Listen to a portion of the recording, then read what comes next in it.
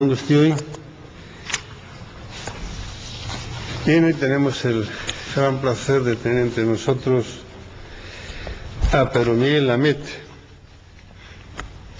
poeta, escritor y periodista, nacido en Cádiz, de la Compañía de Jesús, donde ingresó en el año 58, licenciado en Filosofía, Teología y Ciencias de la Información y diplomatura en cinematografía, profesor de estética y teoría de cine en las universidades de Valladolid, Caracas y de esta Santa Casa. Esto es lo que llaman un currículo, más o menos. Leo yo la página web de Pedro Miguel Lamet para hacer esta presentación y él añade en su currículum: pero nada de esto soy yo. Entonces no sé si lo que estoy diciéndoles es verdad o es mentira, pero yo no hago nada más que leer la página web de Pedro Miguel Lamet.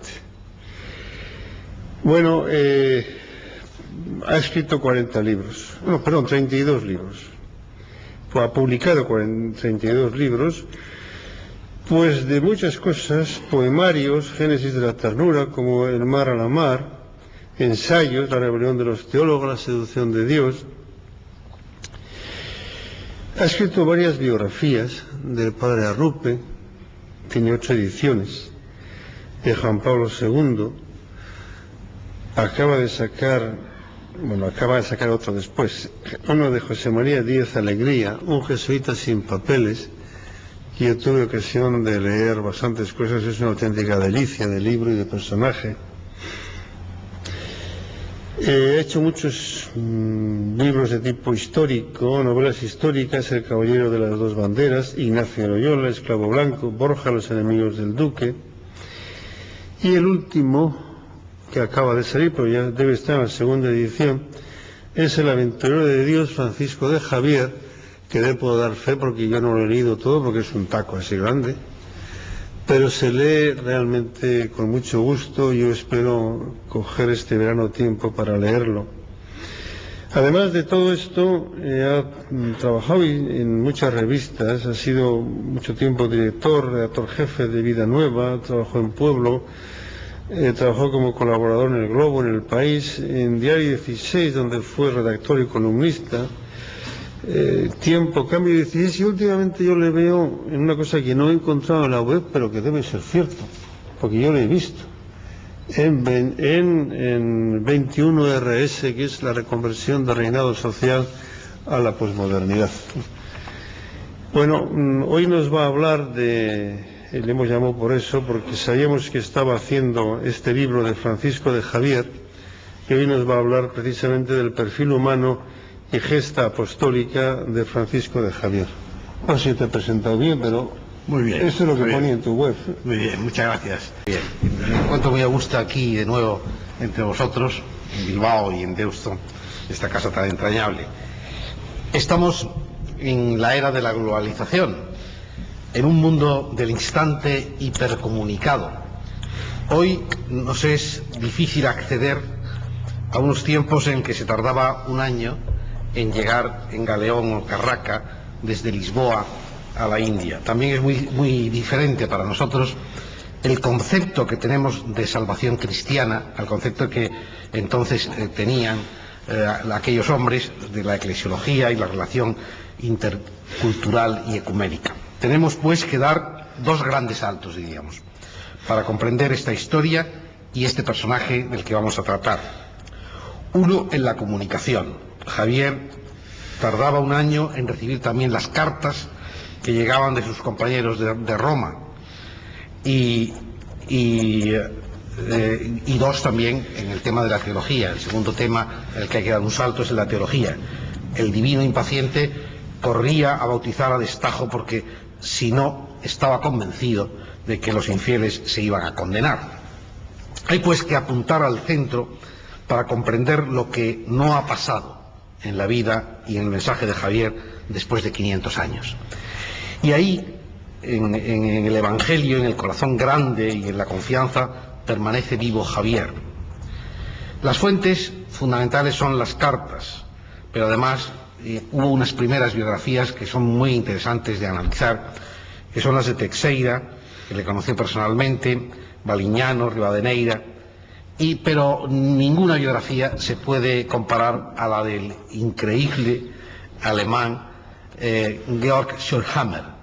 Schurhammer hizo una biografía que arranca de un milagro, podríamos llamar, de Javier, porque este alemán estaba destinado por la compañía, por sus superiores, a ser profesor en un colegio de Goa, y llegó cansado, con la cabeza hecha polvo, y se encontraba muy mal, y le fue a pedir a la tumba de don Javier, de esta Javier incorrupto, que por favor, si le ayudaba, que le prometía hacer la gran biografía sobre su vida. Y dedicó toda su vida a estudiar a Javier. Se recorrió el mundo y todos los rincones donde podía haber algo de Javier, y hizo el gran trabajo, que es una verdadera enciclopedia, donde te encuentras de todos, en plan alemán. O sea, llegan los elefantes y hace el gran estudio sobre los elefantes. Se encuentra a un capitán portugués y hace un análisis de la vida entera del capitán portugués. 6 meses se pasó estudiando lo que valía la pimienta que le dieron a Javier en Malaca para ir a Japón. Y eso es una nota del libro. Los 6 meses es una nota del libro. Pues bien, con todo ese material y sobre todo, diríamos, con la perspectiva que da el tiempo, vamos a ver quién era Javier. Un hombre, como una planta, es el fruto de un humus, de un ambiente, de una cultura. Y en el caso de Francisco de Javier, el principio orteguiano, yo soy yo en mis circunstancias, no es menos aplicable también para comprender lo que pretendemos abordar en esta charla. ¿Quién era como persona el gran santo misionero y cómo se relacionó, cómo se inculturó por los anchurosos caminos del mundo que recorrió en sus increíbles y heroicos viajes por Europa y Oriente? El primer impacto que recibimos cuando nos encontramos con cualquier hombre es su aspecto físico. Diremos que no solo porque la cara suele ser el espejo del alma, sino porque hasta el porte, la manera de andar, de sonreír y hasta de comer retratan a una persona delante de sus contemporáneos. Es más, se despierta en nosotros una corriente vibratoria que algunos llaman el aura. Los rusos dicen que han podido fotografiar el aura, eso es una cosa polémica, pero serían las vibraciones. Cuando llegas a una habitación, incluso pueden quedar las vibraciones de una persona, ¿no? Bueno, pues ese aura, por ejemplo, Pedro Arrupe tenía una aura muy especial, una simpatía, una vibración increíble, que nos transmite algo inexpresable con la primera percepción intuitiva del personaje. ¿Cómo era Javier? ¿Qué impresión tendríamos si nos encontráramos ahora? Alto y bien formado, tenía más el aire de un galán de corte que de un clérigo, parecía un buen jinete, un caballero de armas más que un maestro de artes por París, su nariz perfecta en medio de su rostro con buenos colores, enmarcado por un cabello y una barba como de azabache, terminaba en una frente cuadrada y espaciosa. Era una de esas personas que nada más verlas como que transmiten confianza y alegría. Oírlo confirmaba esta sensación de optimismo. Impresionaba sobre todo sus ojos brillantes y entusiastas que penetraban dentro y parecían decir a los que miraban: vivir vale la pena, vivir es correr aventuras, es querer a los demás, es soñar. Gran diferencia indudablemente con Ignacio de Loyola. Más hacia adentro, más psicólogo, más conductor de almas. Javier era un hombre de acción, franco, directo, pero también con rasgos típicos de persona que ha reflexionado. Ese pozo que dejan los estudios y sobre todo ese ejercicio ignaciano de los ejercicios, valga la redundancia, el reflectir, ¿no?, que llama Ignacio, sobre sí mismo, propio de la gran escuela espiritual que practicó tan a fondo en los tiempos de su conversión en la Universidad de París. Tenemos una excelente descripción de un contemporáneo, un jesuita portugués que quería mucho a Javier y Javier le quería a él. Es un muchacho que llegó de novicio a Goa, ya en la última etapa de Javier, que se llamaba Manuel Teixeira y había nacido en Miranda do Douro. Y este muchacho pues se entusiasmó con Javier y va a escribir luego, va a recabar de los pescadores de perlas, de los capitanes, materiales para escribir la primera biografía que existe sobre Javier. Y este Manuel Teixeira tiene esta descripción de Javier. Era el padre maestro Francisco, de estatura antes grande que pequeña, el rostro bien proporcionado, blanco y colorado, muy propio de Navarro, de buen navarro sano, alegre y de muy buena gracia, los ojos negros, la frente larga, el cabello y barba negra, traía la vestimenta pobre y limpia, y la ropa suelta, sin manteo, ni otro algún vestido, que este era el modo de vestir de los sacerdotes pobres de la India. Y cuando andaba, la levantaba un poco con entrambas manos. Iba casi siempre con los ojos puestos en el cielo, con cuya vista dicen que hallaba particular consuelo y alegría, como de patria donde pensaba ir. Y así andaba con el rostro tan alegre e inflamado, que causaba mucha alegría a todos los que lo veían.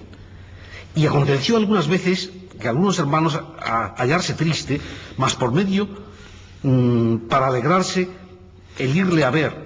Era muy afable con los de fuera, alegre y familiar para con los de casa, especialmente para con aquellos que entendía ser humildes y sencillos, y que de sí tenían poca opinión y estima. Mas por el contrario se mostraba severo, grave y algunas veces riguroso para con los altivos, y que de sí tenían gran concepto y opinión,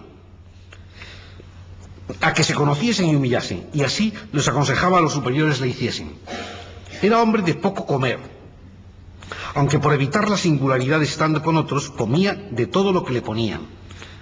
Tenía muy particular cuidado de los enfermos, para con los cuales tenía mucha caridad. Esta descripción que hace Teixeira.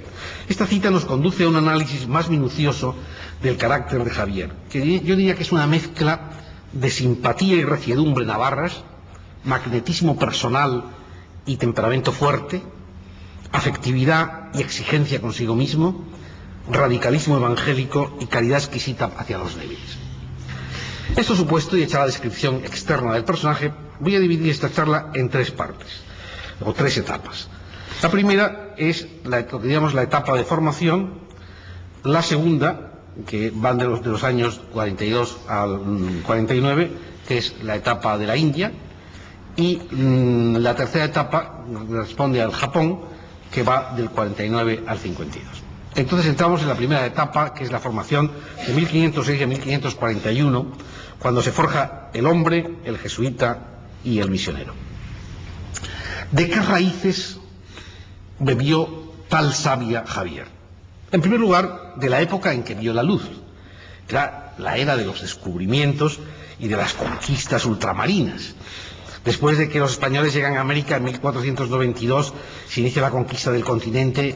En 1514 los portugueses alcanzan las costas de la China e inician el comercio con la poderosa dinastía Ming. 3 años después, en 1517, Martín Lutero se rebela contra Roma. En 1519 Hernán Cortés conquista México y en 1521 Magallanes navega por primera vez alrededor del mundo. Pocos años más tarde, Copérnico defiende la tesis, muy importante por cierto, de que la Tierra gira alrededor del Sol y no viceversa como se creía. En 1498 Vasco de Gama llega a la India y en la cultura y la política se advierte ya ese influjo global del imperio de Carlos V y la gran explosión de las artes y las letras. El mundo empezaba a hacerse pequeño. Es una época de alguna forma muy parecida a la época actual, porque es una época de eclosión, de gran corrupción por otra parte, de revolución de ideas, de coctelera de culturas.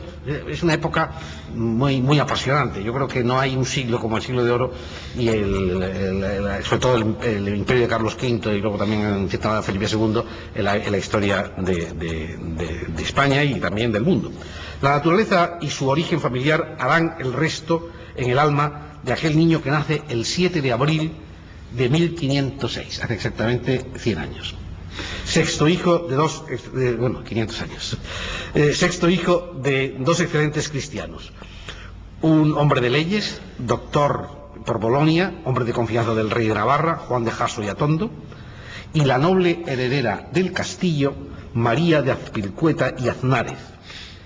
De ellos recibirá dos vertientes de su personalidad que se harán presentes siempre en su trayectoria apostólica y humana. El interés por las letras, que viene de su padre, que su padre había estudiado en Bolonia Derecho y ejercía el derecho continuamente en Navarra, porque había continuos litigios por los pastos donde pasaban las ovejas y demás. Fue además un gran embajador y diplomático, y de su tío, que fue el famoso canonista doctor Navarro, que también influyó poderosamente en ese interés por la literatura. Lo mismo que la madre le va a dar esa afectividad que estará muy presente en toda su vida, y la importancia de la mujer en su casa, en el castillo, porque estaba doña Violante, la tía Violante, que era un personaje muy curioso también, muy potente en la familia, y la famosa doña Magdalena, a la cual pues la reina católica, Isabel la Católica, la llamó como dama y la quería casar, y doña Magdalena dijo que no, que se hacía monja. Y entonces pues se fue nada menos que al convento de Gandía, el famoso convento de Gandía, donde los Borja tuvieron tanto influjo, y murió como una santa. Y además Magdalena defendió a su hermano Javier continuamente, porque hubo un momento en que económicamente la familia estaba mal, y Magdalena insistía que tenía que estudiar Javier porque iba a dar mucha gloria a Dios. ¿Qué papel tienen en su infancia las circunstancias políticas? Bueno, estamos en el momento ese tremendo de que Navarra se subleva contra Castilla a favor de Enrique II de Albret, y convierte la fortaleza en una estratégica encrucijada de intereses políticos entre Francia y España, tanto que sus hermanos Miguel y Juan intervienen en la famosa toma de Pamplona. ¿Quién estaba allí defendiendo Pamplona? Pues ya lo sabéis, un tal Íñigo de Loyola, un gentilhombre que se había formado en Arévalo, en Castilla, y que por lo tanto estaba defendiendo, diríamos hoy, el centralismo.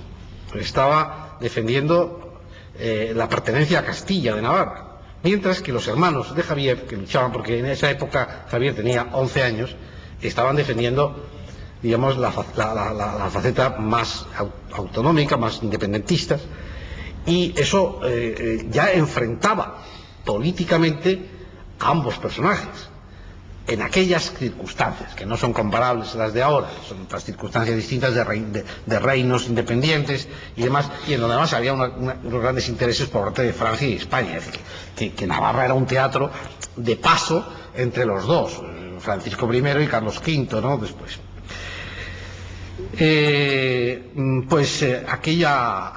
Aquel momento fue muy grave para la vida de Javier, porque el regente Cisneros, el cardenal Cisneros, desmochó las torres, castigó a aquellos sublevados y desmochó las torres del castillo de Javier. Desde entonces a la madre de Javier le llamarían la Dama Triste, y nunca le quitarían ese nombre por la pena y esa pena causó la muerte del padre de Javier. O sea que Javier tenía un pozo en la infancia de aquel tema político que no se le podía olvidar. ¿Por qué un joven atlético, acostumbrado a correr detrás de los rebaños de ovejas y de los almadieros del río Aragón, prefiere seguir el camino de las letras en vez de las armas emprendido por sus hermanos? Sin duda, por dos razones. En primer lugar, por su admiración al padre, el gran abogado y político, y en segundo lugar, probablemente por la decepción que supuso el fracaso militar impuesto por la derrota a los agramonteses. Javier era agramontés, Ignacio era baumantés. No obstante, el muchacho que cabalga con el ímpetu de sus 19 años a la bulliciosa Universidad de París, donde le esperaban más de 3.000 estudiantes repartidos por las estrechas y malolientes calles del barrio latino, no ha dejado de ser un joven orgulloso, atlético, simpático y con ambiciones de triunfar. O sea, un guaperas, diríamos en un lenguaje callejero, diría. Estudio y deporte acapararon su atención en la Sorbona. En 5 años obtiene los títulos de bachiller y maestro en artes y los de campeón atlético de la ciudad, de manera que se pone por encima de lo que van a ser luego sus compañeros jesuitas, porque ya cuando todavía estaba estudiando Ignacio, que llegó allí ya mayorcito, cerca de los 40 años, cojeando y vestido tan pobremente y demás, pues Javier ya era maestro en artes. y de noche saltaba a las tapias del colegio de Santa Bárbara para perderse en los figones en compañía de un profesor amigo y calavera que, al fallecer de sífilis, le retrae de sus juegos nocturnos. Se asusta y deja de vivir esa vida nocturna. Pero no a renunciar al éxito y al poder de este mundo, pese a que su familia ha venido a menos y tiene que hacer sacrificios para enviarle dinero para sus estudios. Tanto que da todos los pasos necesarios para hacer carrera eclesiástica. Él quería ser canónigo de Pamplona y luego, pues, de ahí para arriba, ¿no? Es decir, obispo, vamos. La sólida formación filosófica y teológica de París formará parte toda su vida de la cosmovisión de Javier, que, como veremos, evolucionará y condicionará su talante relacional con los demás.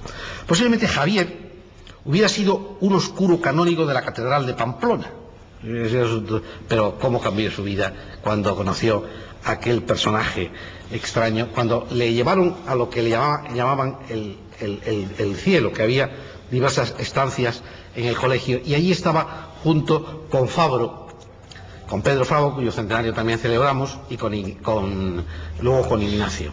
Él lo veía antes de que entrara Ignacio en Santa Bárbara, recorrer en el colegio de enfrente, y lo despreciaba.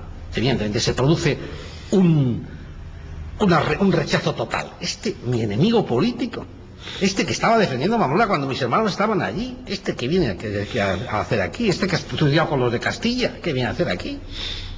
Y entonces lo rechaza totalmente. Mientras Ignacio se convierte en lo que llaman un seductor de estudiantes, que va consiguiendo que muchos muchachos estudiantes y demás, y algunos sacerdotes y personajes importantes se fueran con él, hicieron los ejercicios, cambiaron su vida, organizando algunos escándalos como aquellos que querían dejarlo todo, o sea, en medio del ambiente de luchas luteranas que ya había en la Sorbona y todo esto. Bueno, Ignacio va a decir que es la más dura pasta con la que nunca se ha enfrentado, no quería saber nada.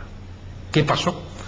Pues Ignacio actuó lo que diríamos entre comillas jesuíticamente, aunque todavía no existía la Compañía de Jesús, que es soltar la pasta, ¿no? Es decir, de alguna manera, Ignacio conseguía dinero mendigando incluso en Flandes, y llegó hasta Inglaterra, hasta Londres, mendigando. Y con ese dinero que mendigaba se pagaba sus estudios. Dijo, este tío no tiene un duro ahora, pues vamos a darle un maravedí, digamos, vamos a ayudarle económicamente. Y por ahí empezó a entrar hasta que Javier pues accedió a hacer los ejercicios espirituales. Y fijaros el temperamento de Javier. Javier se ata durante los ejercicios espirituales fuertemente el cuerpo con una soga, de tal manera que tienen que llamar a un médico, a un cirujano, para que le separen la soga del cuerpo. O sea, era o todo o nada. El magis ignaciano, que va a empezar ya a vivirlo de una forma tremenda. Ante la fuerza del seguimiento personal de Jesús y la luz interior que ha alcanzado, las rivalidades partidistas y políticas son minucias del pasado. Por eso, cuando algunos quieren comparar el tema Bersale de aquí con esta historia, y hay alguna página web donde he leído que Javier se va a la India para huir, porque está harto de los españoles y de lo que pasa y demás, todo esto. Es decir, lo que sucede entre Javier e Ignacio, que yo creo que es una gran lección para nosotros hoy día, es que el amor a Cristo les hace superar absolutamente todas las rivalidades políticas. O sea, ellos se sitúan en un nivel superior, universal, y en ese nivel no hay agramonteses ni hay baumanteses.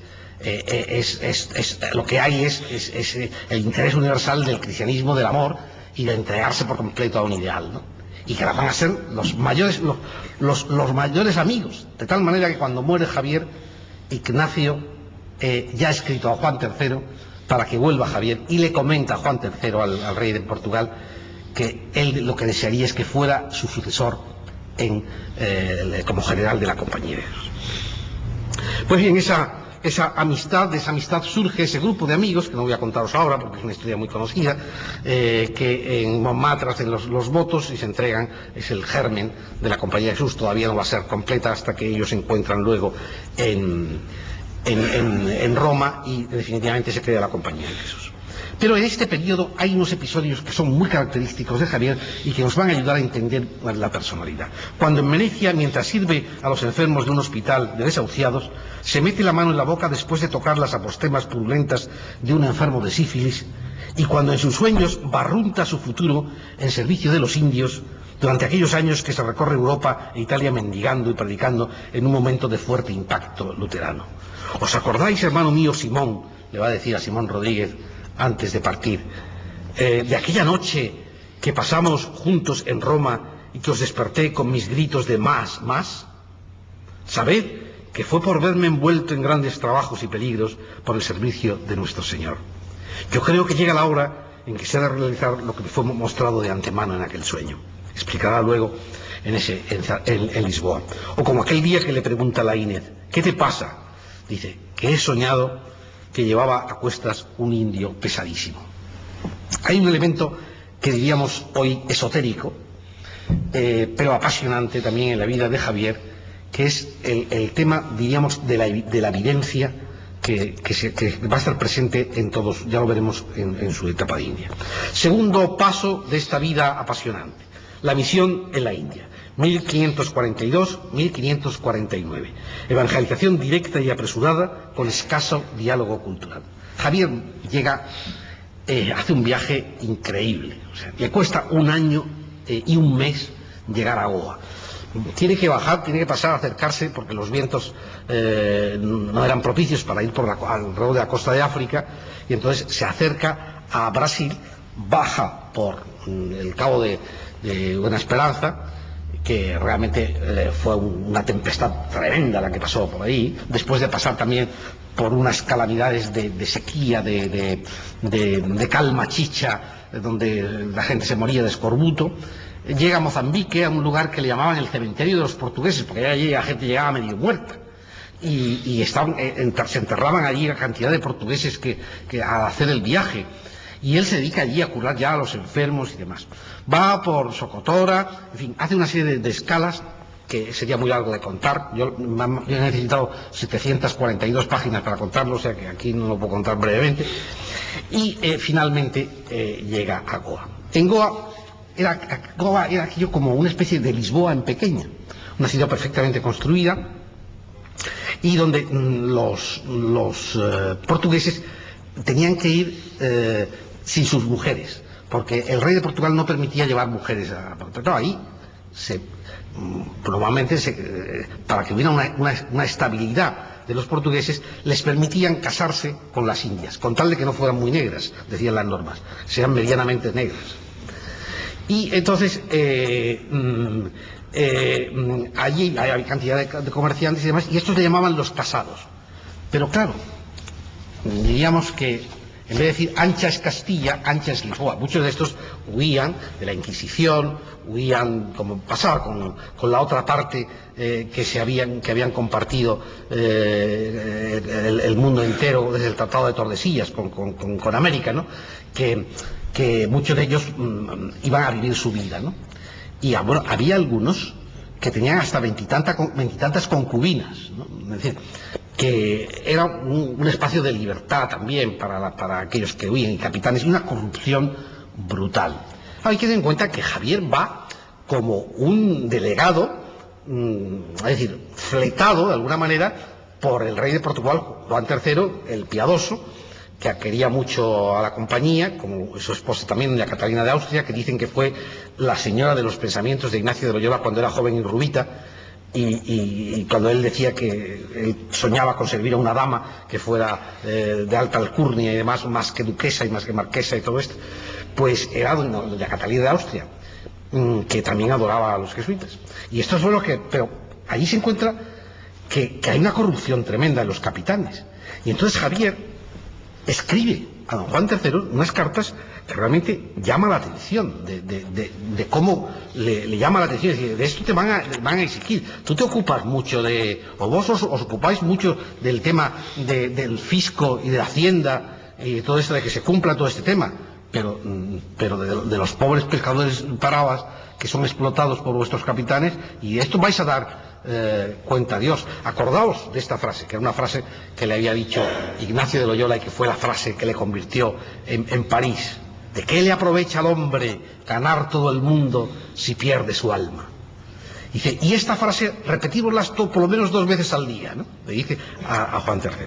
Bueno, pues aquí nos encontramos con un nuncio apostólico, que iba como nuncio apostólico con todos los papeles de nuncio apostólico, que se entrevista con el obispo, que era un extremeño, que decían que ningún portugués había querido ir de obispo a Goa, y entonces que se fue un extremeño, que se llama Alburquerque, y este empató muy bien con Javier, le abrazó cuando llegó, vio que Javier no utilizaba prácticamente sus papeles de nunciatura, sino que era un pobre misionero que iba descalzo y por zonas arenosas, con una pobreza brutal.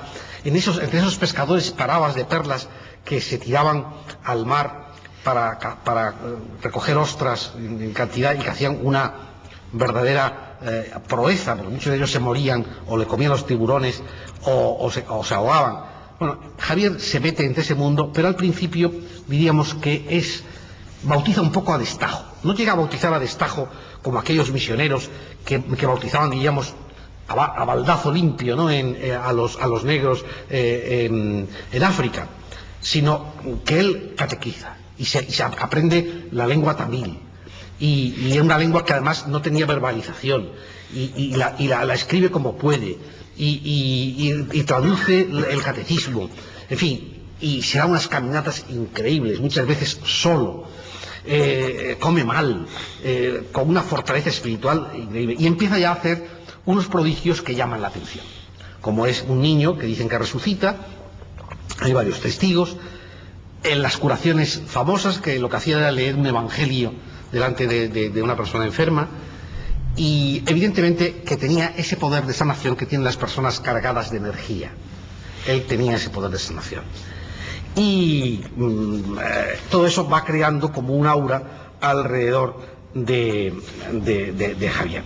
Pero se puede decir que en esta primera etapa él no llega a apreciar los valores de la India. Y es hoy día algunos misioneros indios y gente que ha estudiado la cultura oriental india, no acaba de explicarse eso. Él llegó a hablar con un brahman que era sabio y con el que empató bastante y tuvo unas conversaciones muy interesantes. Pero claro, también él se movía en unas zonas en donde la mayor parte eran brahmanes pues de muy poca cultura y demás, y él estaba obsesionado con el tema del infierno, de que la gente se iba de cabeza al infierno si no se salvaba. Entonces, con esa idea pues intentaba bautizar cuanto antes, ¿no? Pero sí, realmente lo que impacta de esta primera etapa es su cercanía a los pobres. Javier va siempre a ver a los leprosos, va siempre a vivir con los más pobres, da su dinero y su comida a los pobres. Es decir, tiene esa intuición de los pequeños, del Evangelio, que le hace en eso enormemente moderno y actual, aunque en lo otro, como digo, todavía no se ha producido su gran paso. Y luego tiene una forma de relacionarse enormemente humana, porque, por ejemplo, a él le movía mucho la idea de que tenía que hacerse amigo de la gente, y como era este tipo de navarro franco cercano, se hacía invitar a cenar en las casas de los casados de Goa por la noche, y luego cuando llegaba a una de estas casas donde alguno del dueño de la casa, por ejemplo, aparte de su mujer, tenía 4 o 5 mancebas, entre ellos la cocinera y tal, pues por ejemplo, pues alababa a la cocinera y al final pues conseguía de aquel señor decir, hombre, ya que le hace tan bien de comer, ¿por qué no deja que se case? Y todo esto. Y entonces pues hacía amistad con la familia. Luego con los niños, especialmente la catequesis a los niños. Con su campanilla iba por las calles de Goa, se llevaba a los niños a una ermita y allí les enseñaba a cantar. Y luego los niños seguían cantando esas canciones en que tenían el catecismo. Su cercanía con los soldados. Llegaba a jugar a los dados con los soldados o a bailar con ellos para conquistarse. O sea, tenía ese gran atractivo. Pero viene la segunda etapa de la vida de Javier, la tercera etapa, después de contando con la infancia, que es la misión de Japón, desde 1549 a 1552. La evangelización en diálogo con la cultura.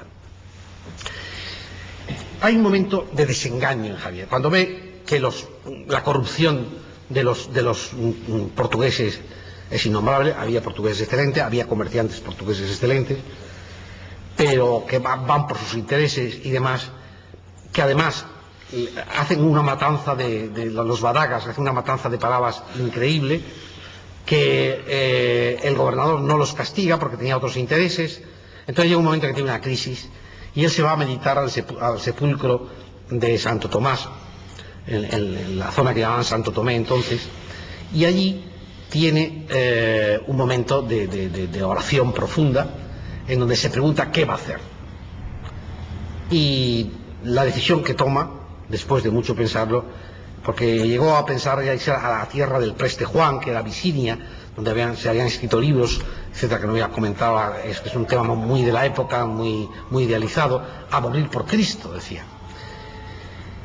Y entonces decide seguir adelante, y decide seguir a Malaca, una capital enormemente paganizada, donde había sinagogas judías, sin problema, donde había también pues muchísima corrupción, y allí llegó a sacudirse las sandalias al salir cumpliendo aquel dicho de Jesucristo, porque se encuentra también que no tiene mucho seguimiento. Luego va a las Islas Molucas, y en las Islas Molucas, que eran enormemente temidas, se encuentra con unas dificultades fabulosas.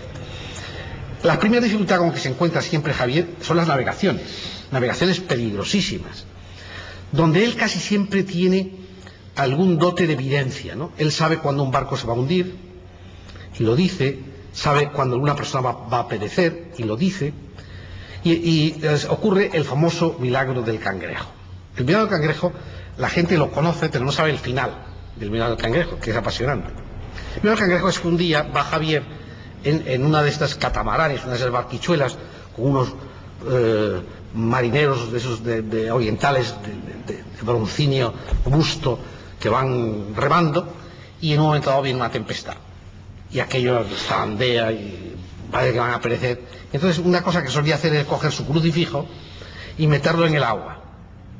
Era un crucifijo muy querido porque estaba hecho con madera del sitio de Santo Tomás, donde decía que se había martirizado Santo Tomás. Y entonces una oleada de agua, ¡paf!, le lleva el crucifijo. Están así 2 días luchando contra el mar, hasta que por fin el catamarán embarranca allí en una playa. Sale Javier a pasear, vamos a caminar hacia un pueblo en compañía de un soldado portugués. Y de pronto advierte que del mar aparece un cangrejo que lleva en su pinza su crucifijo. El marinero se queda de piedra. Él se arrodilla y pasa media hora de oración con las manos puestas sobre el pecho ante aquel prodigio. No dice ni una palabra, según el testigo del soldado japonés, portugués, y se van hacia el pueblo. Pasa el tiempo, y cuando se despide de este soldado, saca del bolsillo Javier una palomita de bronce, un Espíritu Santo, diríamos, y se lo da al soldado y le dice: hasta que nos veamos en el cielo. ¿Qué sucede? Que esta anécdota pues es discutida por los biógrafos de Javier. El padre Broderick, en su famosa biografía, que está hecha con esa ironía y simpatía inglesa con que escribía sus libros, pues dice que eso es mentira, porque él conoce una pagoda en Japón donde se decía exactamente que a eso le había ocurrido a un budista, y que por lo tanto los biógrafos de Javier lo habían copiado del budista. Pero el concienzudo Schulhaber, que se recorrió paso por paso todo lo que podía significar lo de Javier, apareció allí con su cámara fotográfica y su barbita, y se encontró que era al revés, que por las fechas y por todo el budista lo había copiado de Javier. Pero es más, y esto es lo que más a mí me sorprendió de toda la historia, se sigue la pista del famoso soldado que iba en la playa, y este soldadito se quedó tan impresionado e impactado de aquel acontecimiento que se dedicó buscó un sitio cerca de una casa de la compañía en Malaca y allí se dedicó a rezar todos los días, a orar. Pero oraba de tal manera que oraba con la cabeza pegada al suelo y con la boca pegada al suelo. Y murió de cáncer de boca. O sea, que algo debió ocurrir para que este hombre terminara así, ¿no? Es una historia muy curiosa. Bueno, pues de estas cosas ocurren muchas, Javier. Hay otra historia, volviendo de Japón, de evidencia, que hay un barco que está en el barco que van, en el galeón o en lo que fuera, una carraca, me parece que era una de esas embarcaciones chinas. Y en un momento determinado llevamos una lancha detrás, con 4 tripulantes. Viene la tempestad, se rompe la cuerda y la lancha se va a Quinta China, nunca mejor dicho. Y entonces, en un momento determinado, cuando Javier aprecia esto, le dice al capitán, en plena tempestad: arriad las velas, que tengo la intuición de que estos van a venir.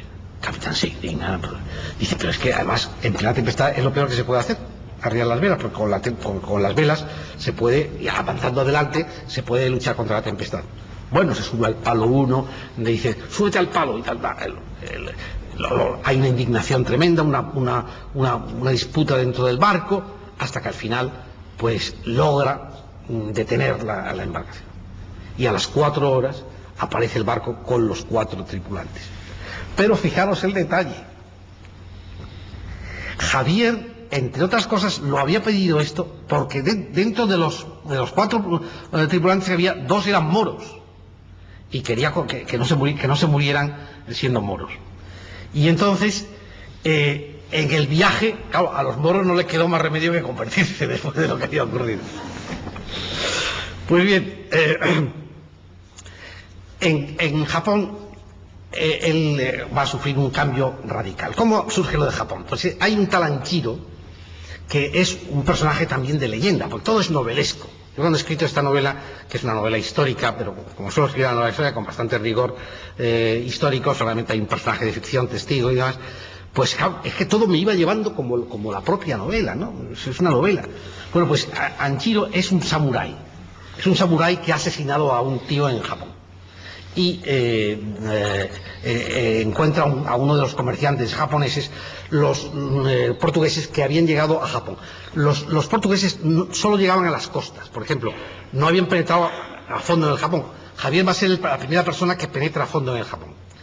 Bueno, pues este Anchiro busca a un portugués y le dice, mira, necesito a alguien que me ayude espiritualmente, porque estoy hecho polvo, porque he matado y tengo un comezón de conciencia tremendo.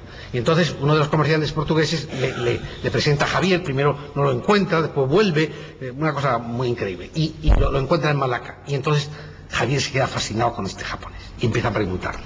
Y pide un informe sobre el Japón a un tal Álvarez, que es un portugués, comerciante, y es el primer informe que existe sobre el Japón, que es verdaderamente apasionante de leer, porque es la descripción de una tierra desconocida, de cómo son los japoneses y demás. Y Javier dice, yo tengo que ir a este. Y entonces se lleva a Anchiro y a sus 2 criados a Goa para que aprendan portugués bien, aprendan el cristianismo y que empiecen a traducir las cosas al japonés, del catecismo y demás. Anchiro es el personaje clave por el cual Javier después vuelve a Malaca, consigue una embarcación de un chino también, que le llamaban el pirata, porque era la única embarcación que querían, y que era un tío muy, muy pagano, con muchas dificultades y demás, y con todos esos problemas llega a Japón. Bueno, ¿qué es clave en Japón para Javier? Primero, la fascinación. Aquellos bonzos, culturalmente, de una cultura elevada, intelectualmente por encima de todo lo que había conocido, con los cuales se podía dialogar, pensar. Entonces le vuelve el maestro de París. Y como decía un hermano coadjutor de la época, decía, el padre maestro Francisco en la India pescaba con red, mientras que en Japón empezó a pescar con caña, es decir, uno a uno, person to person, ¿no? Es decir, iba a la persona y dialogaba con él. Entonces se fascina con esa historia, pero como tenía esa idea de que había que convertir, muy vertical de la época, ¿no?, o piramidal, que había que convertir al rey primero para conseguir a los súbditos, él tenía la idea de ir al emperador del Japón. Pero claro, el emperador del Japón no existía. El emperador del Japón lo que había era reinos como medievales, ¿no?, parcelados, y anducados, ¿no?, podríamos decir en lenguaje, los daimios. Y estos daimios pues le reciben y hablan con él, se fascinan también mucho con la cultura que él representa. Uno de ellos se interesa, la madre de uno de ellos se interesa por un cuadro de la Virgen, que le hagan una reproducción. Pero él está deseado a ir a la capital, que era entonces la antigua Miyako, que es la Kioto actual, y allí en Miyako quiere ver al emperador. Pero el emperador está en una pobre cabaña, vamos, un palacio convertido en cabaña, porque aquí ha habido una guerra tremenda, hay una pobreza brutal, la gente se ríe de Javier, le escupe por la calle. Había ido con él un cordobés, que es un personaje también muy interesante, que se llama Juan Fernández, que fue el único que aprendió de verdad japonés, porque claro, Javier hizo lo que pudo, pero este hermano se empeñó con Anjiro, y él tenía cualidades estudiante, pero no quiso ser ordenado sacerdote, y este era el que verdaderamente predicaba. Y Javier pues estaba con él, leía a veces en voz alta y demás, pero la gente le escupía, los niños se reían de él, y ahí es donde Javier cambia su chip y dice: yo tengo que cambiar, porque la única manera de entrar con Japón y con la cultura japonesa es aprender el código del honor de los japoneses. Y entonces se viste de seda y entonces consigue regalos de Portugal, unos regalos que son increíbles para la mentalidad de hoy. Por ejemplo, un reloj que marcaba las horas, un arcabuz de repetición, en el que tenía tres cañones, entonces era un arcabuz de repetición, vino portugués, vino de Oporto, cartas, iconos. Claro, los daimios portugueses todas las cosas les fascinaban, porque la cultura de Occidente para ellos era una cosa muy nueva. Y bueno, así es como después de ver su fracaso, él cambia y empieza a dialogar, y hay algo que quiero leeros que me parece especialmente interesante, porque es un texto de las cartas de Javier que se conoce poco. A Javier se le ha tachado de no haber dado un paso verdaderamente de inculturación, y no es verdad. Es decir, él no dio el paso de inculturación que no podía dar, evidentemente, que es el de la inculturación que luego patrocinaría nuestro querido bilbaíno Pedro Arrupe, pero sí dio un paso importante. Él se encontró con las dificultades que le ponían los bonzos. Los japoneses, en las doctrinas de sus sectas, no tienen ningún conocimiento, como arriba se dijo, de la creación del mundo, del sol, luna, estrellas, cielo, tierra y mar, y así de todas otras cosas. Paréceles a ellos que aquello no tiene principio. Lo que más sentían era oírnos decir que las almas tenían un criador que los creaba. De esto se espantaban mucho todos en general, pareciéndoles, pues, en la doctrina de sus santos no hacían mención de este criador, que no podía haber un creador de todas las cosas, y más si todas las cosas del mundo tuvieran principio, que la gente de la China supiera esto, de donde les vienen las leyes que tienen. Tienen ellos para sí que los chinos son muy sabedores, así de las cosas del otro mundo como de la gobernación de la república. Muchas cosas nos preguntaron acerca de este principio que crió todas las cosas, a saber si era bueno o malo, y si había un principio de todas las cosas buenas y malas. Dijimosle que había un solo principio y que este era bueno, sin participar de ningún mal. Parecióles que esto no podía ser, porque ellos tienen que hay demonios, y que estos son malos y enemigos de la generación humana, y que si Dios fuera bueno no criara cosas tan malas. A lo que respondimos que Dios los criara buenos, y ellos se hicieron malos, y por eso los castigara Dios, y su castigo no tenía fin. A lo que decían ellos que Dios no era misericordioso, pues tan cruel era en castigar. Mas decían que si era verdad que Dios criara al género humano, como nosotros decíamos, que por qué causa permitía que los demonios, siendo tan malos, nos tentasen, pues Dios criara a los hombres para que los sirviesen, así como nosotros decíamos, y que si Dios fuera bueno, no criara a los hombres con tantas flaquezas e inclinaciones a pecados, mas los criara sin ningún mal, y que este principio no podía ser bueno, pues Él hizo el infierno, cosa tan mala como es, y no tiene piedad con los que ahí van, pues para siempre han de estar, según nosotros decíamos, y que si Dios fuera bueno, no diera los 10 mandamientos que dio, pues eran tan difíciles de guardar. Y muy mal les parecía de Dios que los hombres que van al infierno no tuvieran ninguna redención, diciendo que sus leyes eran más fundadas en piedad de lo que era la ley de Dios. Tuvieron una gran duda contra la suma bondad de Dios, diciendo que no era misericordioso, pues no se manifestara a ellos primero que a nosotros allá fuésemos. Si era verdad, como nosotros decíamos, que los que no adoraban a Dios todos iban al infierno, que Dios no tuvo piedad de sus antepasados, pues los dejó ir al infierno, sin darles conocimiento de sí. Fijaos la argumentación de los bobos. La respuesta no deja de sorprendernos hoy por su agudeza y por la formación teológica que supone. Dímosles nosotros razón por donde les probamos que la ley de Dios era la primera de todas, diciéndoles que antes que las leyes de la China viniesen a Japón, los japoneses sabían que matar, hurtar, levantar falso testimonio y obrar contra los otros 10 mandamientos era mal, y tenían remordimientos de conciencia en señal del mal que hacían, porque apartarse del mal y hacer bien estaba escrito en el corazón de los hombres.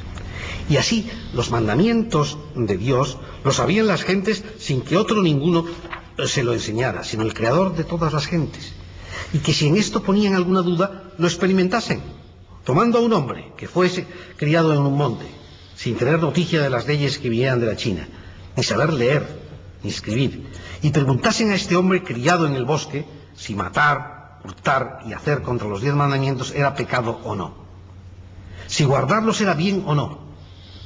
Por la respuesta que éste daría, siendo tan bárbaro, sin enseñársela a otra gente, verían cómo aquel tal sabía la ley de Dios. Pues, ¿quién enseñó a éste el bien y el mal, sino Dios que los crió? Y si en los bárbaros hay este conocimiento, ¿qué será en la gente discreta? De manera que, antes de que hubiese ley escrita, estaba la ley de Dios escrita en los corazones de los hombres. Cuadróles tanto esta razón a todos, que quedaron muy satisfechos. Sacarlos de esta duda fue grande ayuda para que se hicieran cristianos. Pero entonces, así, con su pobre sotanilla y después ya vestido de seda y con aquellos regalos, él fue entrando en el mundo japonés y creando una comunidad importante de gente tan fiel que luego, cuando vino la supresión de la compañía y momentos muy difíciles y los martirios que vendrían después y demás, esa misma cristiandad sin sacerdote ni nada continuó hacia adelante. Llega así la conclusión de que los futuros jesuitas que vayan a Japón deben ser universitarios, que tengan conocimientos científicos y filosóficos. Y le viene la idea, que luego solamente pudo realizar muchos siglos después el padre Arrupe, de crear una universidad, que hoy día es la Universidad de Sofía. Él siempre pensaba en la universidad como un elemento importante para la formación de los pueblos. 2 años en Japón le convencieron de que la riqueza de su cultura sería ese precedente importante para la compañía, que luego sería la inculturación de la compañía y la actividad de los famosos ritos malabares de Nobile y Ricci, esa entrada que tuvieron con el emperador de China y con las culturas de aquella época. Yo creo que aquí está la semilla. Y tan es así que él deja al padre Cosme, y que estaba también con el hermano Juan ahí, le deja el encargo de que tomen nota de todas estas cosas y que respeten al máximo la cultura del Japón. Eso también, hay una frase que está en una de las cartas, que en lo que puedan respeten la cultura del Japón. Bueno, pues, ¿qué pasa? Que Javier se pasa 2 años en Japón y él, una cosa que tenía como más importante en su vida, eran las cartas. Las cartas que escribía, 137 cartas, que están publicadas y que escribió a Europa y que se convirtieron, diríamos, en las crónicas del primer corresponsal de Oriente, en las cortes europeas, en las universidades de Europa, se leían con avidez porque contaba la vida de aquel mundo exótico, tenía también ese valor, diríamos hoy, televisivo, de primera mano, de imagen de aquel mundo. Y luego, sobre todo, las cartas que volvían. Javier estaba muy solo, muy solo. Es increíble cómo ese hombre se mantuvo tan solo, escribiendo esas cartas con esa caligrafía tan buena, allí en las cabañas, y su amor a la compañía. Él llevaba colgado del cuello un relicario con las firmas recortaditas de Ignacio y de sus compañeros. Y si me olvidaba de la compañía de Jesús, que me corten la mano derecha, ¿no? Y escribía las cartas a Ignacio de rodillas, con lágrimas en los ojos. Era un místico, a veces se pasaba el tiempo en oración, no se daba cuenta, lo encontraban caminando por los vericuetos aquellos difíciles, perdido, totalmente perdido en la oración. A veces le sacaban los pies mientras... Una cosa fuera de serie, absolutamente fuera de serie. Pero estas cartas no llegan a Japón. Se pasa 2 años, las cartas trataban 1 año, llegaban en fajos que traían los capitanes y los comerciantes portugueses. No llega a Japón. Las cartas no llegan. Y él se iba a los puertos cercanos, hacía un viaje de 2 o 3 días, porque sabía que había llegado un comerciante a ver si llegaba. El problema es que había peste en Malaca, había habido otra guerra en Malaca, y el punto de contacto era Malaca y no habían llegado las cartas. Bueno, en ese momento, después de 2 años, él saca esta conclusión. ¿De dónde viene la sabiduría a los japoneses? Viene de los chinos. Pues vayamos a la China. Vamos a conquistar la China porque allí no está. Esto se equivocaba. Se equivocaba porque el gran origen del budismo zen viene de la India, que él no había llegado a captar a través de la China. Pero entonces él pensaba que la China era la clave, ¿no? Y entonces decide una estratagema con un comerciante, Diego Pereira, que era un comerciante muy amigo suyo, que tenía naos de comercio. Claro, todo esto, estamos en medio del comercio de las especias, que yo ahora cada vez que me echo pimienta en la comida, me entra un respeto tremendo. Porque claro, movía aquello un dinero tremendo, increíble las especias, la ruta de las especias. Bueno, pues iba en su barco con Diego Pereira y le dijo, vamos a hacer lo siguiente. Vamos a conseguir del gobernador, que era el virrey de Portugal en Goa, con los cuales se llevaba bien Javier generalmente, porque tenía un gran prestigio, además, un prestigio de santidad tremendo, pues que nos consiga una embajada para ir al rey de la China. Y tú te presentas como embajador del rey de la China y yo pues me dedico a lo mío, que es evangelizar la China. Bueno, pues eso lo planean, consigue ir a Goa, consigue el permiso, y cuando ya tienen todo preparado y llegan a Malaca, va a ser gobernador de Malaca un tal Álvaro Ataide, que era un capitán ambicioso, que tenía muchísima envidia de Diego Pereira, y entonces, viendo que esto iba a ser una ruta de comercio fenomenal, atrapa, además el sistema es expeditivo, atrapa el timón, que es una forma de que un barco no pudiera seguir adelante, coge el timón y se lo lleva a su casa, para que no pueda salir Javier ni Diego Pereira.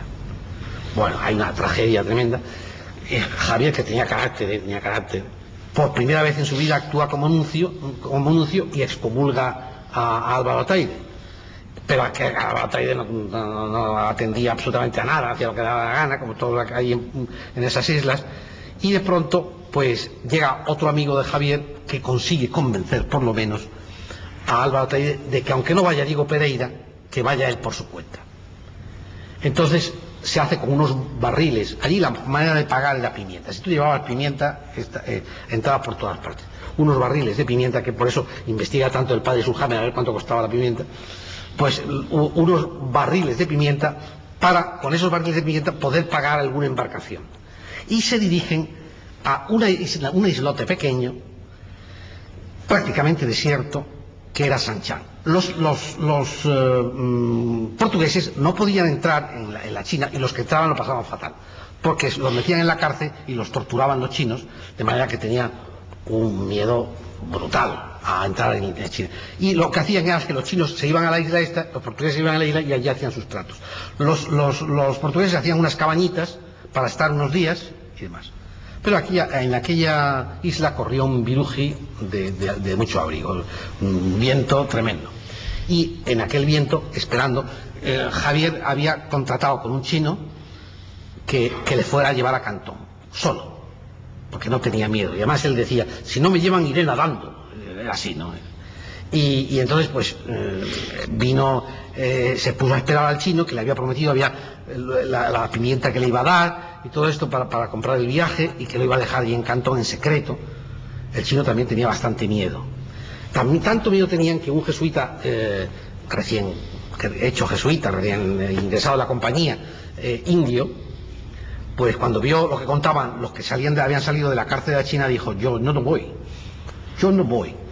Y entonces el padre Javier, que tenía una visión de la compañía de obediencia estricta y muy radical, que no había pasado por todo el arranque de la compañía de Roma, directamente lo echó de la compañía allí mismo poco antes de morirse, en Sanchan. Y solamente se quedó con un amigo, un chino, que era un sirviente prácticamente, que era el que le iba a hacer de intérprete, pero que se había olvidado bastante del chino, por eso él era el que buscaba otro intérprete también para entrar en China. Y este chino, que le llamaba el China Antonio, le llamaba el China Antonio, le llama sus cartas. Pues el China Antonio es el que le va a atender mientras se pone enfermo. Le entra una fiebre muy fuerte, tanta que el China Antonio dice: bueno, pues voy a llevármelo a la nave, a la nave, que es la única que quedaba, ya se habían ido casi todos los portugueses, para que allí esté un poco, en un camarote esté un poco más custodiado y demás. Pero el meneo de la nave, el vaivén aquel, le pone peor. Entonces consigue unas cuantas nueces, unos cuantos frutos secos, y con eso pues se vuelven otra vez a la cabaña. Se va poniendo peor, y entonces el pobre China Antonio no se ocurre otra cosa que ponerle un cirio en la mano, y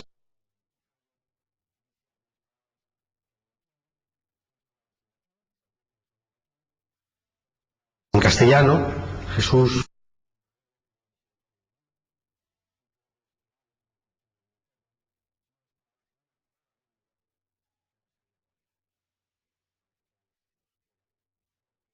el que había aprendido además de niño, y que sus tatas, sus nodrizas, le habían cantado canciones en euskera de niño.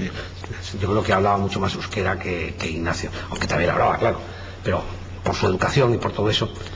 Y el hecho es que en ese momento, mirando las costas de la China, fallece Francisco de Javier. Cuando fallece, el pobre China Antonio dice: bueno, ¿qué hacemos con el santo? Y entonces pues lo entierra. Pasan 3 meses antes de que la nao que estaba allí se volviera. Y entonces, cuando se pasaba a marchar la nao, el China Antonio le dice al capitán: usted, no vamos a dejar aquí al santo, ¿no? ¿Qué hacemos con el santo? Dice: no, a mí me da miedo llevarme al santo, que esto eso me corrompe allí, con los viajes con lo que duraban, yo no me llevo el santo. Dice: bueno, córtale un cachito de carne, a ver cómo está, y tráemelo. Y va el Chino Antonio, desentierra otra vez a Francisco de Javier, le coge un cachito, y estaba perfecto. Y dice: pero de todas formas, échale cal para que se adelante un poco la corrupción. Bueno, pues le echaron la cal, se lo llevaron, y cuando llegó a Malaca, como Javier estaba tan enfadado con el capitán Alborataide, había dicho a los jesuitas que se fueran de allí. Entonces no había ningún jesuita para recibirle. Y entonces tuvo que esperar allí más tiempo hasta que llegó un jesuita a recogerlo, lo desenterraron y vieron que estaba perfecto. Lo volvieron a coger y lo llevaron con un capitán amigo suyo, envuelto en sedas y todo eso, en una navegación, un barco que estaba muy viejo, ¿no? Y que tenían miedo de que también se hundiera. Pasaron por una tempestad, pero no se hundió, y llegó en olor de multitudes a Goa, y allí realmente se creó tal ambiente que una mujer fervorosa, esto es una anécdota que no se suele contar, pero yo la cuento, una mujer fervorosa le mordió un dedo y se quedó con el dedo para llevarse. Bueno, pues el caso es que todavía hay gente así, porque el otro día me contaron en Javier, que cuando estaba allí el brazo, que me contó el padre ministro, y dijo: no sé lo que tenemos aquí, tenemos que tener siempre un guardia, porque un señor se subió al altar y se quería llevar el brazo de Javier.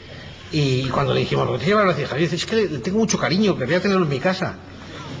Bueno, pues este fanatismo de la gente con las cosas, las reliquias y todas esas cosas, ¿no?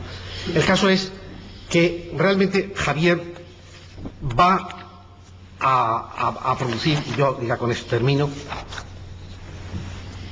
una devoción que es, a mi juicio, superior a la de Ignacio de Loyola. Y yo, en los libros que he escrito y demás, estoy recibiendo unas repercusiones con Javier, tanto en iconografía, como en biografías, como en conocimiento, como hoy la gente joven española no lo conoce de nada, pero por el mundo está mucho más extendida la devoción de Javier.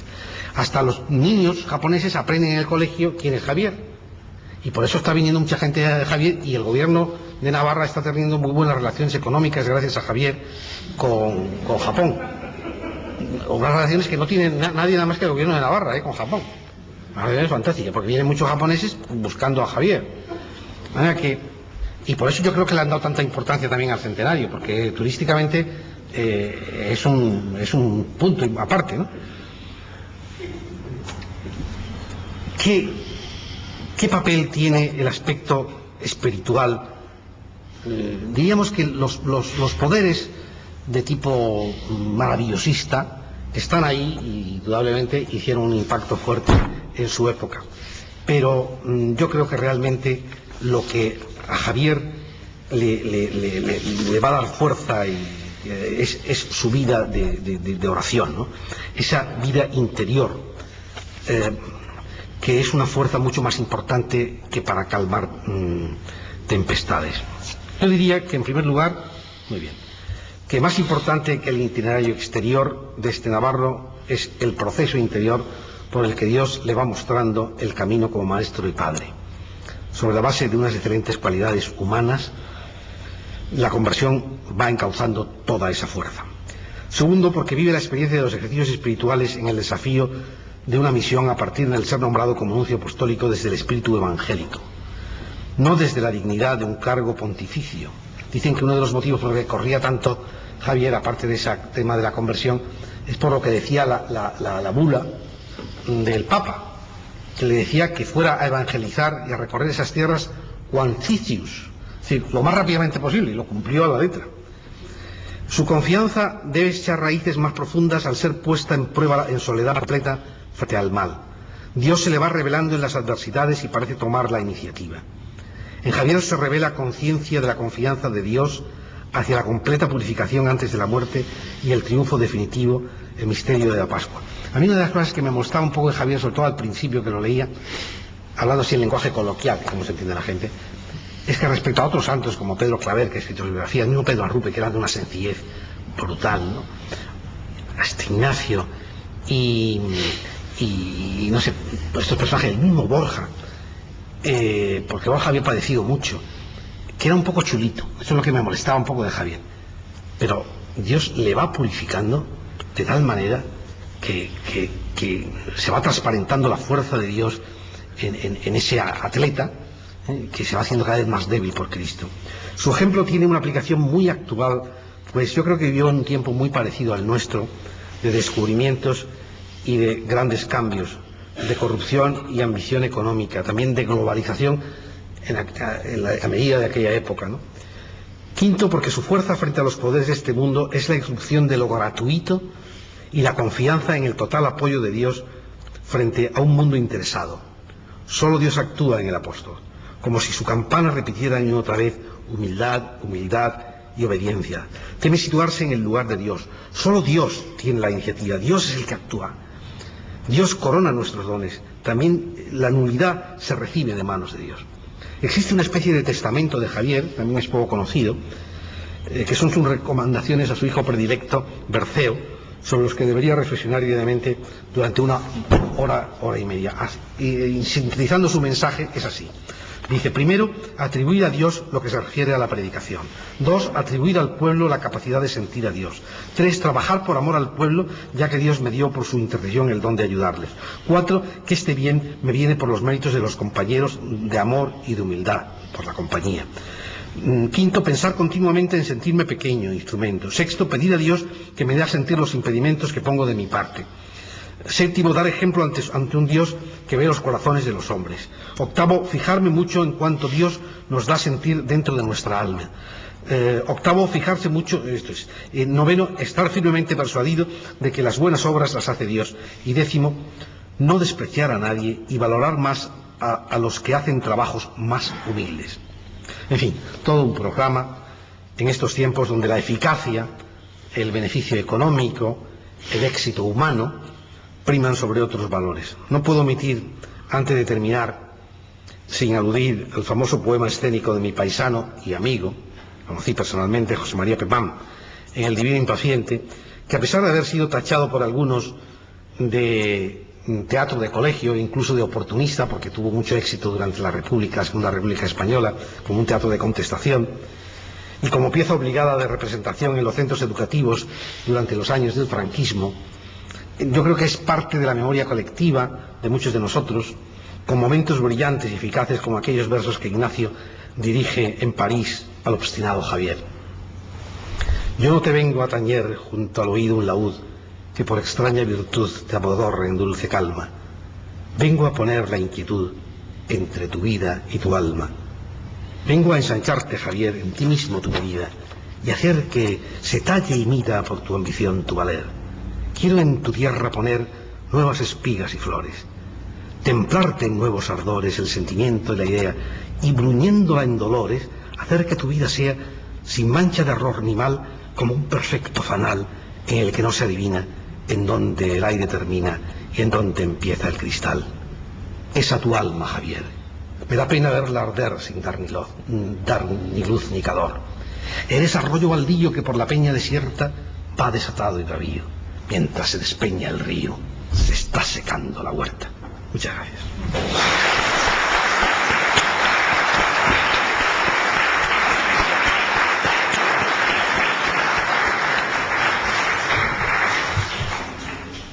Muy bien, muchas gracias, Pedro Miguel.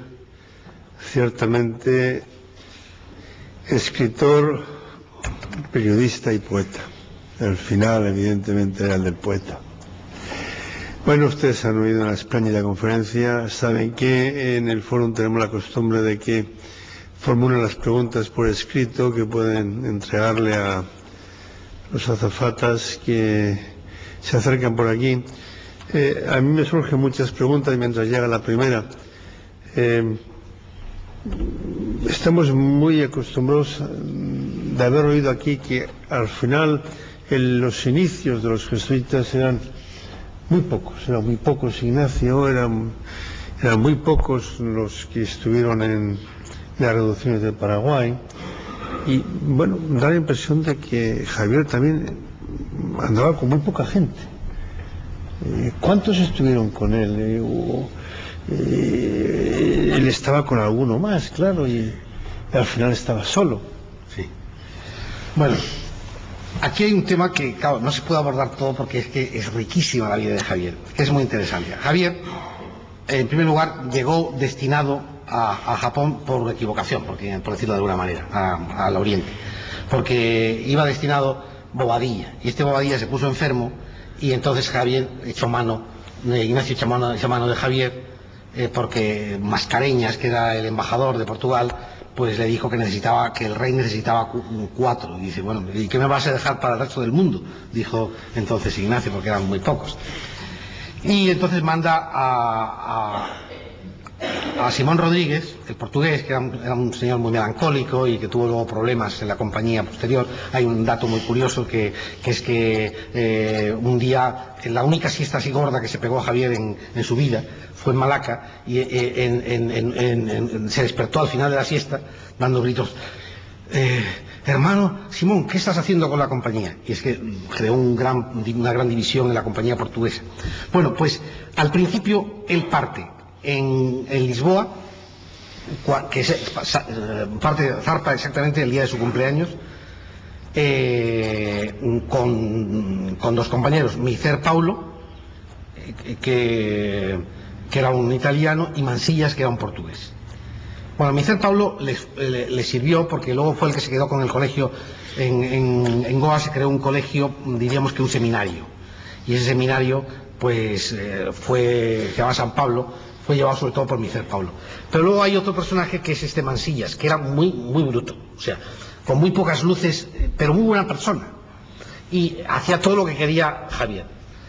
Y estuvo allí en la pesquería, que es la zona más pobre de todas, aguantando mecha y predicando al destajo y haciendo todo lo que pedía Javier. Pero Javier, como era insaciable, pues llegó a Malaca y le pidió que se viniera, que fuera a las Islas Molucas, que eran las islas del Moro, que le llamaba las islas de confiar en Dios. Por ahí había incluso caníbales y que invitaban con el abuelo. O sea, allí los caníbales, lo que estaba de buen gusto era dar el abuelo a la otra familia cuando había una fiesta, para que se lo comiera.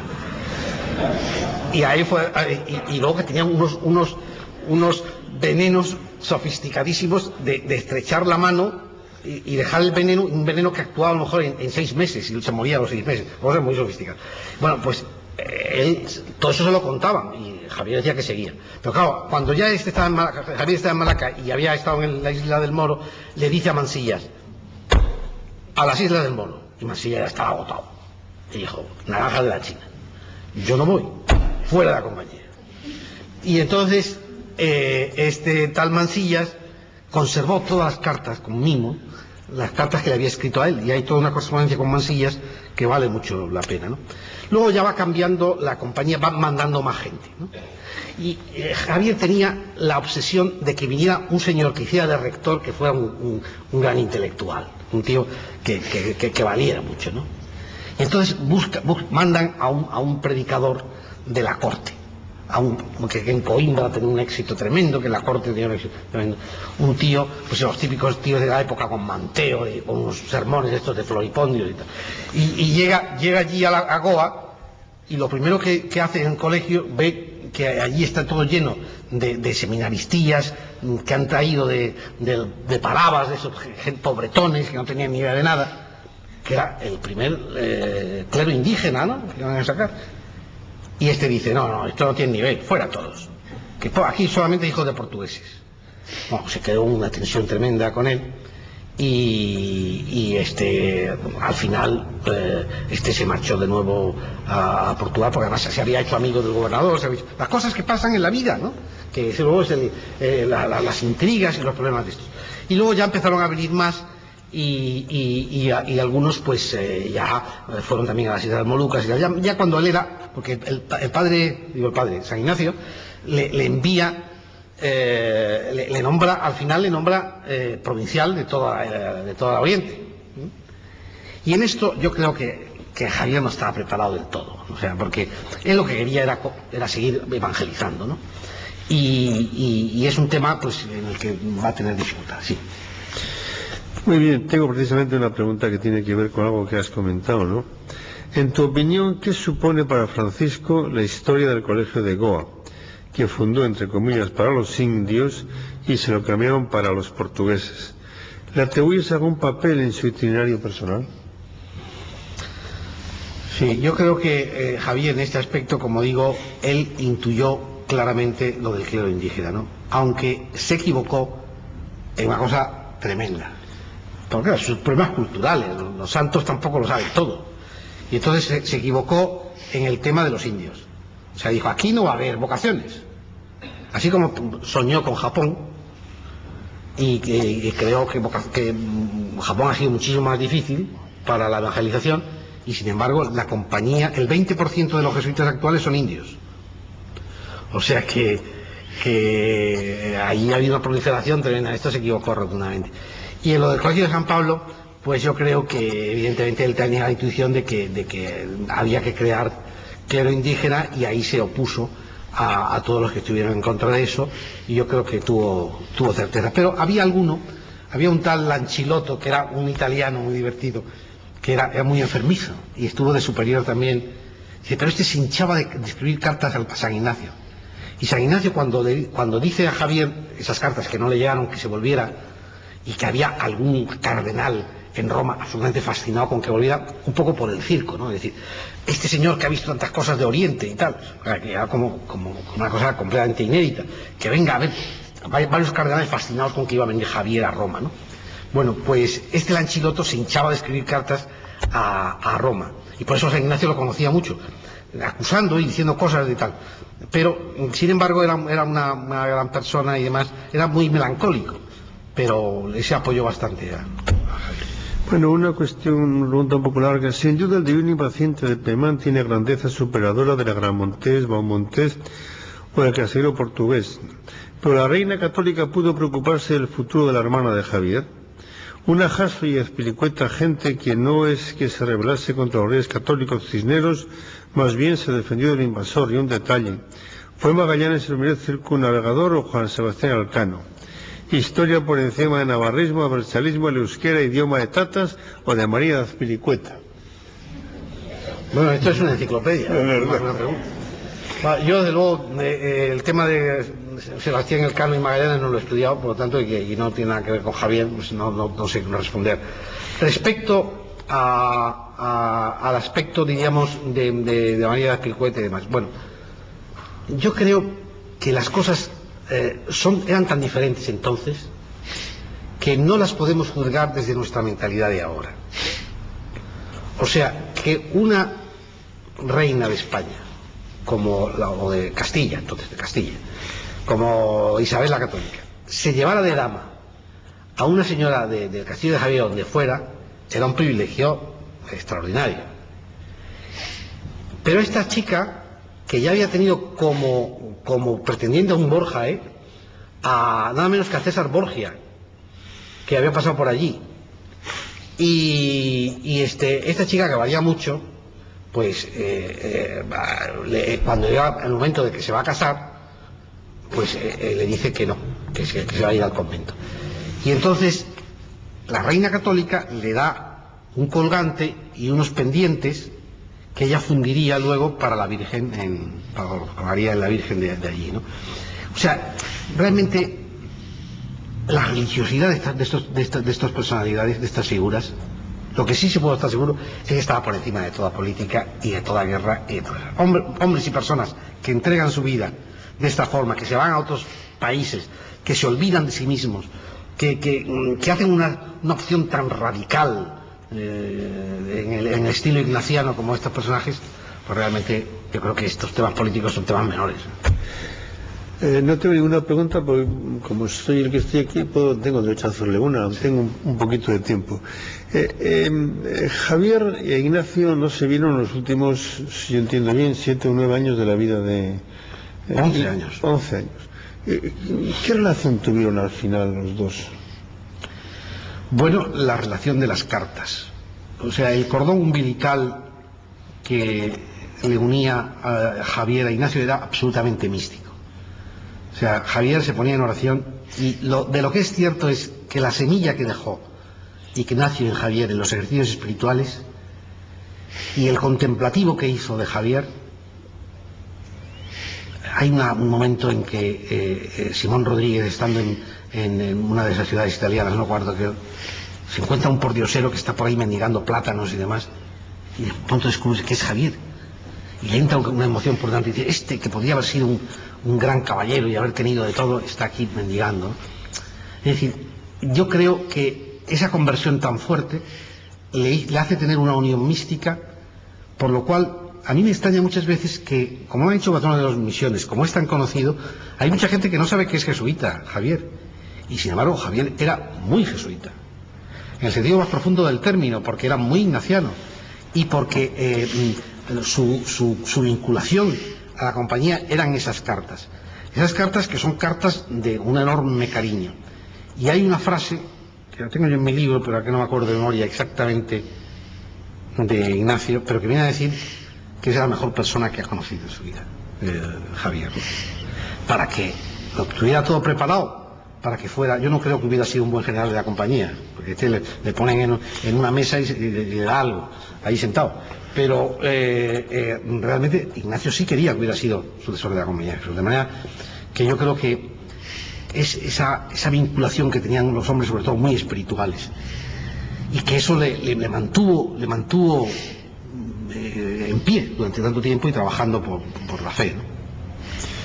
Muy bien, bueno, pues muchas gracias. Antes de despedirle a Pedro Miguel Amet, bueno, ahora ya viene el verano y la próxima conferencia de este ciclo de Jesuitas, una misión y un proyecto, es en octubre, 31 de octubre al final, donde vendrá Urbano Valero, que es consejero para asuntos jurídicos y de Instituto de la Compañía de Jesús, que hablará sobre la Compañía de Jesús después de Vaticano II.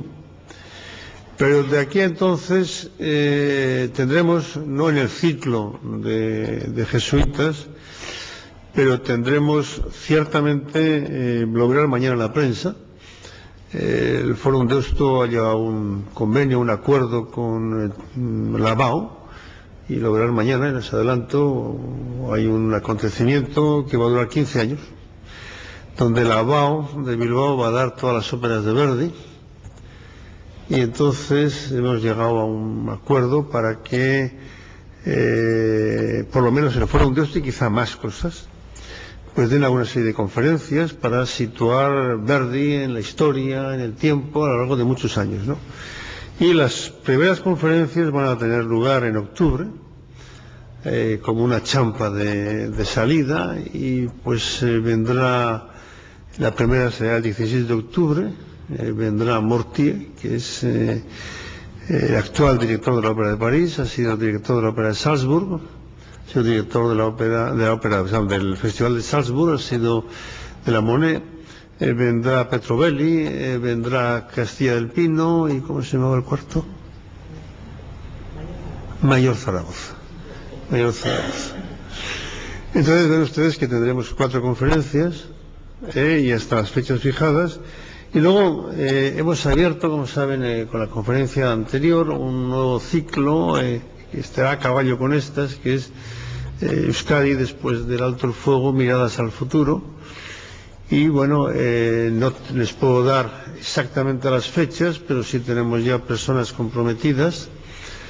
Quizás, pero no es seguro, que haya otra conferencia en junio, pero si no, ciertamente habrá una conferencia en septiembre, octubre, pero no les puedo fijar ni el nombre, aunque algunos están prácticamente apalabrados, ni la fecha exacta.